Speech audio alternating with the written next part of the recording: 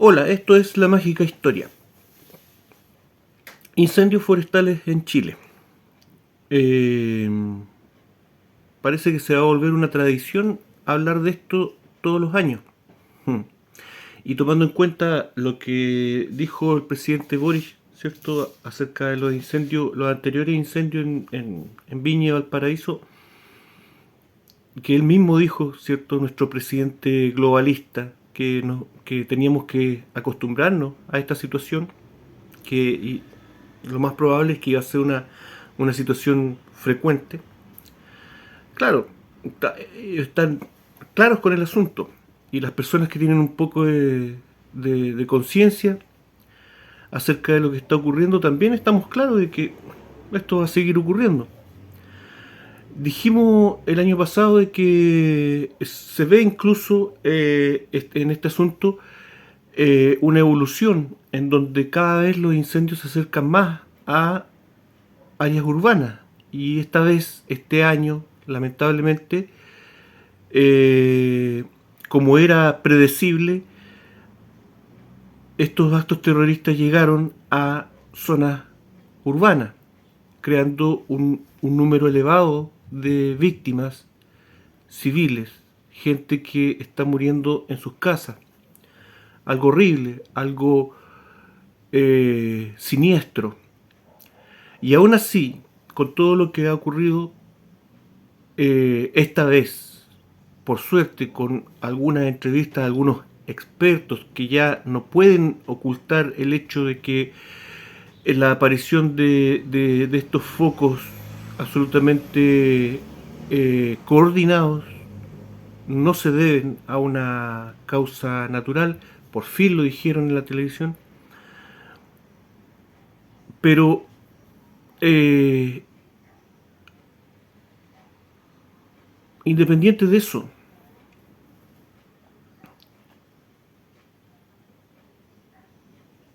usted va a decir a qué se deben estos incendios, ¿cierto? Porque independiente de eso, aún hay gente diciendo cosas absurdas como que estos son incendios espontáneos. Incendios forestales o de grandes magnitudes de forma espontánea o por accidente siempre han ocurrido. Pero es, este es otro panorama, este es otro escenario. Y el que no lo entienda, el que no lo quiera ver, bueno, vaya a opinar a otra parte porque, porque realmente es un insulto al raciocinio humano. El que se diga que todos estos incendios ocurren de una manera fortuita, o por el verano, o por el calentamiento global, etcétera, etcétera, etcétera.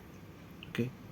Ahora bien, ¿quién provoca estos incendios? Yo estoy absolutamente claro con el asunto, pero no sirve de nada, no sirve de nada dar una opinión al respecto.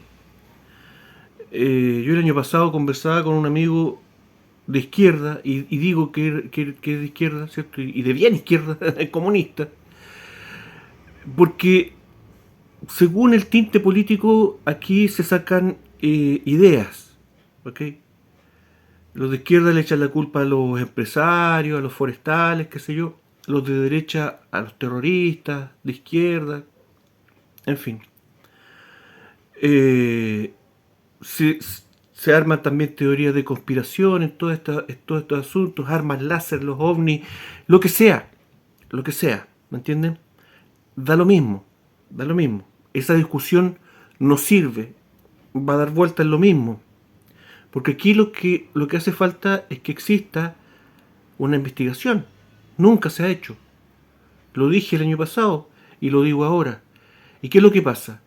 Que esa investigación se tiene que hacer en el momento, tiene que ser la prioridad. Usted me va a decir, no, la prioridad es salvar gente. Sí, pero lamentablemente esa ha sido la excusa para dejar las investigaciones de lado. El gobierno lo ha dicho las veces anteriores. No, cada vez que lo preguntan, cada vez que lo sacan a la palestra el tema de hacer una investigación o cómo avanza ese tema, siempre dicen, no, eso no es lo importante ahora. Eso es lo importante. Cuando se comete un crimen, Se tiene que investigar en el momento, cuando el crimen se está produciendo. A medida que avanza el tiempo, es mucho más difícil que un crimen se investigue, pero obviamente eso al gobierno no le interesa, no le conviene. Por lo tanto, estamos centrados en la ayuda. No hablemos de esas cosas ahora, eso no es lo importante, eso no es la prioridad. Esa es la prioridad. Esa es la prioridad. Porque si esto no se investiga, si esto no se llega a conocer quién es el que coordina todo esto, ¿m? Ya sean, insisto, ya sean los extraterrestres, los extremistas, los empresarios, me da lo mismo. ¿Me entienden? Obviamente yo tengo mi perspectiva del asunto, pero da lo mismo. Si esto no se investiga, va a seguir pasando. Y ya con el costo terrible que estamos viendo ahora, ¿m? Ya con un costo humano impresentable, o sea, insostenible. Entonces, pero aquí hay una impunidad. Lo dije el año pasado, lo digo ahora y seguramente me va a tocar decirlo nuevamente el próximo año. Aquí hay una impunidad. Y quiero dar un ejemplo. Terminar con un ejemplo porque creo que cuando las cosas se colocan en un contexto se puede entender. Porque viendo la prensa, ¿cierto? Que la prensa busca la nota emotiva, ojalá que la gente llore en cámara, ese tipo de cosas busca la prensa. ¿Ah? En dramatizar, en por ahí dar una pildorita de algún mensaje, de alguna cosa así de uso público, digamos, para justificar de que están haciendo algo, digamos, pero nada más, nada más. Bueno, el caso que quiero comentar para dar un ejemplo de cómo este tipo de actos puede quedar en la absoluta impunidad y frente a todo Chile, me refiero al incendio en las Torres del Paine. No me acuerdo bien el año porque han habido varios incendios, pero me refiero al incendio más grande y más reciente provocado, ¿cierto?, por un turista israelí, o más bien un terrorista sionista. No sé. ¿Ah? Voy a comentar el caso y ustedes verán a qué les huele este asunto. ¿Ok? El tipo, esto yo lo saco de la prensa, así, fuente, la prensa. ¿Ok? Es lo que apareció en la prensa en ese tiempo. Se dice, ¿cierto?, de que el tipo quemó unos papeles. Bueno, las Torres del Paine, para los que no sepan, ¿cierto?, es un parque natural del sur de Chile donde hay un evento rocoso gigante, ¿cierto?, uno de los más grandes del mundo, porque eso es una sola roca, es un evento geológico extraordinario, ¿ok? Y eso está rodeado todo de un enorme parque, ¿cierto?, natural del sur de Chile, con fauna nativa, guanacos, llamas, auquénidos, varios, pumas, aves, precioso, y con bosques milenarios, bosque chileno del sur de Chile, que es un bosque que crece de forma muy lenta, ¿ok? Como todos estos árboles nativos, en sus primeros años estos árboles son muy delicados, pero después, una vez que toman fuerza, ya son árboles muy resistentes, pero eso es un proceso muy demoroso. Por lo tanto, son bosques muy ecosistemas muy delicados. Y por lo tanto, ese parque tiene medidas de protección extremas. Yo no he ido para allá, pero todas las personas que han ido a las Torres del Paine saben que hay todo un sistema ahí de un protocolo, sobre todo con el tema de los incendios y de la basura, extremo. ¿Mm? Por lo tanto, las personas que van allá, aunque no sepan, ¿cierto?, el protocolo que hay para ingresar al parque, se lo hacen saber en el momento. Nadie puede decir, es que yo no sabía. ¿Me entienden? Yo, como les digo, no he ido nunca, pero creo que es tan así que si tú vas a salir, qué sé yo, creo que no te dejan salir ni siquiera con un encendedor en las carteras. Así de extremo es el asunto. Y bueno, y se dio este incendio, ¿cierto? Casi 18.000 hectáreas quemadas de este parque, una verdadera catástrofe, considerando, como les digo, que este es un ecosistema sumamente delicado y que se recupera muy lentamente. Se dice que van a pasar 100 años antes de que el bosque, ¿cierto?, comiencen a haber brotes de árboles lo suficientemente fuertes como para decir que el bosque se ha recuperado. ¿Ok? Eso sin contar la cantidad de animales silvestres que murieron en esa ocasión. ¿Ok? Y recursos que también se perdieron por culpa de este turista israelí que se le ocurrió quemar unos papeles y el asunto se le fue de las manos. ¿Ok? Entonces, ¿cómo presentó el asunto la prensa esa vez? Victimizándolo. Él se victimizó y la prensa lo ayudó en eso. Típico, típico de los sionistas. ¿Me entienden? Somos unas pobres víctimas. ¿Ok? Él llegó a decir en la prensa que él no sabía por qué estaba preso. ¿Ah? Que él de repente se vio lleno de policía y en una celda y con jueces y con abogados y no sabía lo que estaba pasando. Era un pobre turista asustado.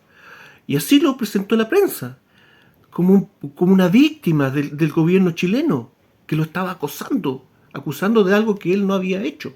¿Ok? Cuando las personas que lo acusaron también eran israelíes, turistas verdaderos, unas jóvenes que lo vieron actuando. ¿Ok? ¿Qué pasó? Bueno, su familia viajó, ¿cierto? Desde Israel. No recuerdo el lugar ¿cómo se llama el lugar donde vive o donde vivía esa familia? Pero apareció una nota en un diario que fueron al lugar a entrevistar a la gente del lugar y era un poblado bastante pequeño donde todo el mundo se conocía y, nadie conocía a esta familia. Qué raro, ¿no? Ya. Ok, ok. Sí. El asunto es que viajó la familia y en pocas horas viaja la cónsul de Israel en Chile al lugar. O sea, ni siquiera mandó un comunicado, ni siquiera mandó un apoyo por teléfono, fue en persona a buscarlo. Y hasta ahí quedó el asunto. Se le dio una multa de 5 millones de pesos, $10.000, qué sé yo, no sé. Y para su casa. Que le vaya bien. 18.000 hectáreas de un ecosistema sumamente complicado. Un acto que se debía estudiar e investigar a fondo para dilucidar si este turista era realmente lo que él decía o si era un terrorista. Yo no sé si alguien aquí ha visto estos programas que hay en el cable de la seguridad en los aeropuertos. ¿Okay? Ahí se puede ver, y hay programas en Latinoamérica y en Europa, y se puede ver la diferencia, ¿cierto? Se puede ver la diferencia, por ejemplo, de la seguridad de los aeropuertos en Europa. Por un tema de papeleo se hace todo un aparataje y no se suelta al individuo hasta que se aclara la situación. En este caso tenemos un individuo, ¿cierto?, que está reconocido por testigos, ¿cierto?, de haber estado quemando este lugar y se lo deja libre así, porque se ve tan asustado, dejémoslo libre. ¿Mm? Y ahora bien, este señor, bueno, voy a colocar el nombre por ahí, no me acuerdo, lo voy a dejar por aquí. Este cabro era un turista así nomás. Bueno, tenemos que recordar que en Israel prácticamente no existe población civil. Prácticamente toda la población civil está obligada a hacer servicio militar y todos los años hacer un entrenamiento, ¿cierto? Reentrenarse. ¿Ok? Pero de esta población civil, Eso es un entrenamiento básico, general, o sea, un servicio militar cualquiera. Pero algunas personas son reclutadas para otro tipo de servicio, ¿ok? Y resulta que este joven hizo su servicio militar en Israel, como la mayoría de los civiles en Israel, pero él lo hizo en un grupo de élite. Era un ranger, era un comando, ¿ok? Y aquí viene mi pregunta, porque él aduce, ¿cierto?, de que él estaba quemando unos papeles que había desechado, ¿cierto? Los papeles, qué sé yo, se limpió el poto y prendió un papel higiénico ahí, y ahí se inició el asunto. ¿Me van a decir que un comando, que un tipo entrenado en una tropa de élite, no sabe prender un fuego al aire libre? ¿No sabe controlar un fuego al aire libre? ¿No sabe hacer un fuego seguro al aire libre?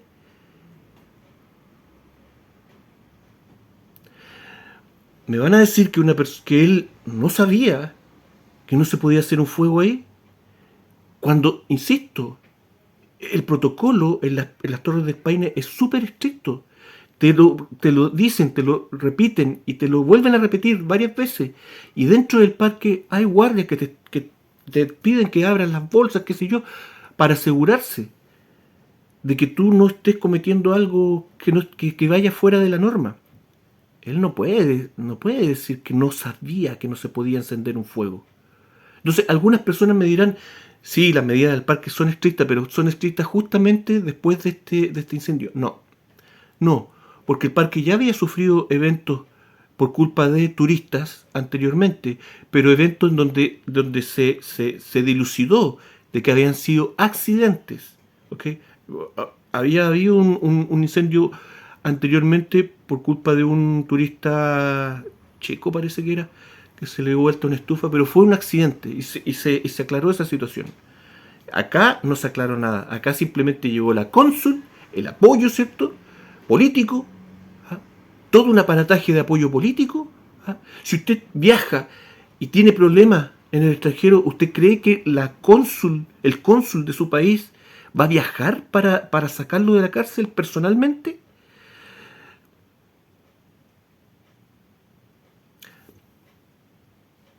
Ahí dejo el asunto. ¿Ah? Ustedes verán el criterio que colocan al tema. Pero para mí estamos frente a un ejemplo, por eso hablo del asunto, a un ejemplo claro de impunidad frente a estos actos criminales que son tan serios. ¿Okay? Ah, y me faltaba decir una cosa.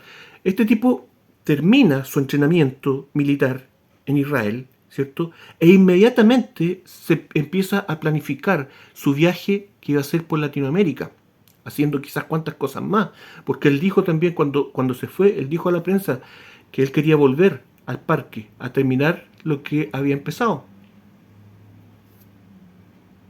¿Mm? Entonces, según lo que apareció en la prensa en esa oportunidad, decían de que era normal que la juventud en Israel, luego de terminar su servicio militar, dedicaran un año a viajar, a mochilear, entre comillas. ¿Okay? Y ahí me pregunto yo, ¿cuántos de esos mochileros, de esos turistas que andan por el mundo, serán realmente turistas? ¿Y cuántos a lo mejor pueden ser? Aquí hay que pensar en todo. ¿Cuántos podrían ser a lo mejor espías internacionales o agentes activos internacionales? Claro, la gran masa seguramente no. Pero cuando tenemos estos agentes bien entrenados, especializados militarmente, todos los países, todos los países tienen que sospechar de ese tipo de personajes cuando entran a un país. No es descabellado. Me estaba acordando también un caso que conté en otro video que aparece en un documental de Netflix del terremoto, ¿cierto?, en Nepal, y también unos jóvenes israelíes turistas ahí que ocasionaron un problema también de proporción y que también llevaban un teléfono satelital, turistas con teléfonos satelitales.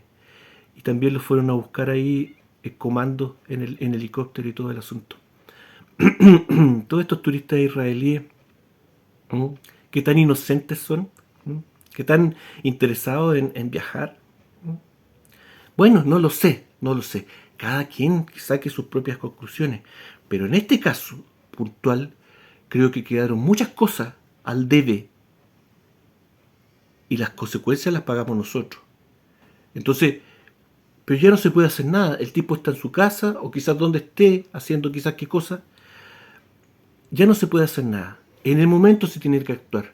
Y eso es lo que digo yo acerca de lo que está pasando, este terrible ataque que estamos sufriendo nuevamente y que el próximo año seguramente lo vamos a volver a sufrir. No, esto no va a parar. Si la opinión pública se queda callada, si la opinión pública incluso coopera en decir, no, si esto es normal, estos son incendios normales que se provocan. No, no. Ya los expertos ya lo están diciendo. Y no se tiene que la gente conformar simplemente con que el gobierno diga estamos muy preocupados de la situación. No, esto se tiene que ver un accionar y tiene que ser en el momento, lo antes posible. Y ya no basta con agarrar un par de curaditos que andan prendiendo cosas por ahí, porque no es el caso. Bueno, cada quien pensará, meditará este asunto en conciencia. Yo hablo lo que veo. Nuevamente, este no es un canal investigativo, nada, este es un canal de opinión. Yo hablo lo que veo y lo que mi conciencia me indica que debo compartir, aprovechando que tengo un canal aquí en YouTube. Eso es todo. Gracias, que estén todos bien, cuídense mucho. Esto fue La Mágica Historia. Chao. Ah, no, me faltaba una cosita. Este tipo, después de hacer su servicio, ¿cierto?, planifica su viaje y llega primero a Argentina. Y en Argentina, ¿quién lo recibe? Otro comando de un, ¿cómo se llama? Un paisano suyo, un comando de su misma generación. ¿Amigos o coordinación militar? Eso.